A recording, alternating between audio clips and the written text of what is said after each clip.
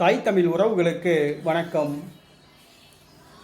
ஆட்சியை பிடிக்க அதிமுகவின் புதிய முயற்சி என்ற தலைப்பில் இந்த காணொளியை காண்கின்றோம்.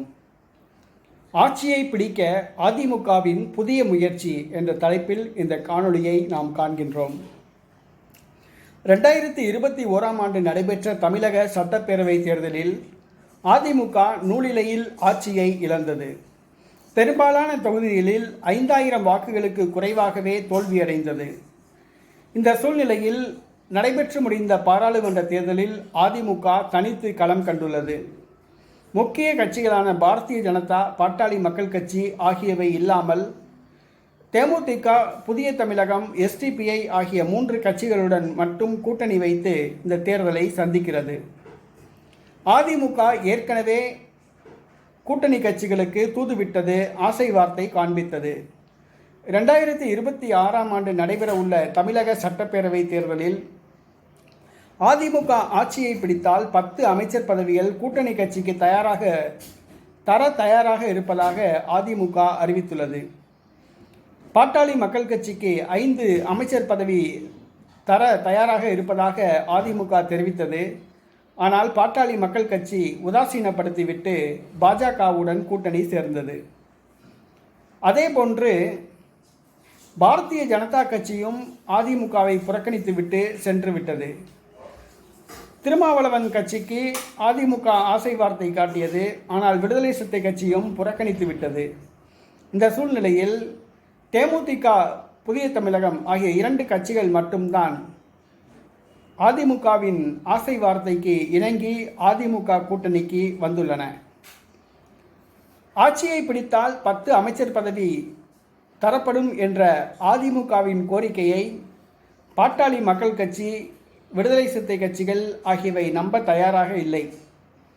இந்த சூழ்நிலையில் அதிமுக ஆட்சியை பிடிக்க புதிய முயற்சியில் இறங்கியுள்ளது. ஆம், எடப்பாடி பழனிசாமி அவர்களுடைய பிறந்தநாளுக்கு நடிகர் விஜய் வாழ்த்து தெரிவித்தார். அமைச்சர் செல்லூர் ராஜு அவர்கள் விஜயை புகழ்ந்து பேசினார் மதுரையில். எம்ஜிஆர் நடிப்பில் சம்பாதித்த பணத்தை மக்களுக்கு செலவு செய்தது போன்று நடிகர் விஜயும் திரைப்படங்களில் நடித்து அந்த பணத்தை மக்களுக்கு செலவு செய்கிறார் என்றும், எம்ஜிஆர் வழியில் விஜய் அரசியலுக்கு வந்துள்ளார் என்றும் புகழ்ந்து தள்ளினார். இந்த சூழ்நிலையை பார்க்கும் பொழுது அதிமுக தமிழக வெற்றி கழகத்தோடு கூட்டணி அமைக்க நெருங்கி வந்துள்ளதாக கூறப்படுகிறது.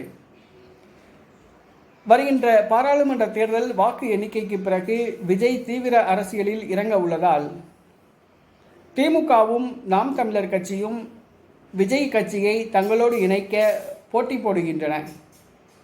ஆனால் அதிமுக நடிகர் விஜய் அவர்களுடன் பேச்சுவார்த்தை நடத்துவதாக கூறப்படுகிறது. அது எம்ஜிஆர் ஃபார்முலா அடிப்படையில் பேச்சுவார்த்தை நடத்தப்படுவதாக கூறப்படுகிறது.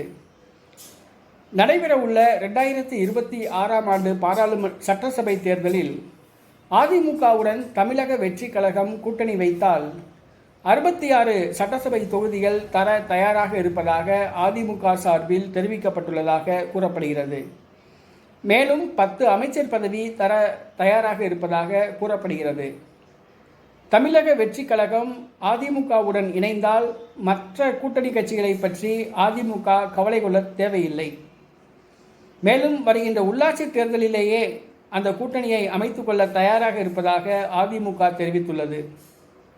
ஏற்கனவே அதிமுகவும் நடிகர் விஜயும் 2016ஆம் ஆண்டு சட்டசபை தேர்தலில் இணைந்து செயல்பட்டனர். அந்த அனுபவம் உள்ளது. ஆகவே வருகிற சட்டசபை தேர்தலில் தமிழக வெற்றி கழகத்தோடு கூட்டணி அமைக்க அதிமுக முயற்சியில் இறங்கியுள்ளது. 66 தொகுதிகள், 10 அமைச்சர் பதவிகள் தயாராக இருப்பதாக தெரிவித்துள்ளது. நடிகர் விஜயுடன் கூட்டணி அமையுமா என்பதை நாம் பொறுத்திருந்து பார்ப்போம். காலம் பதில் சொல்லும்.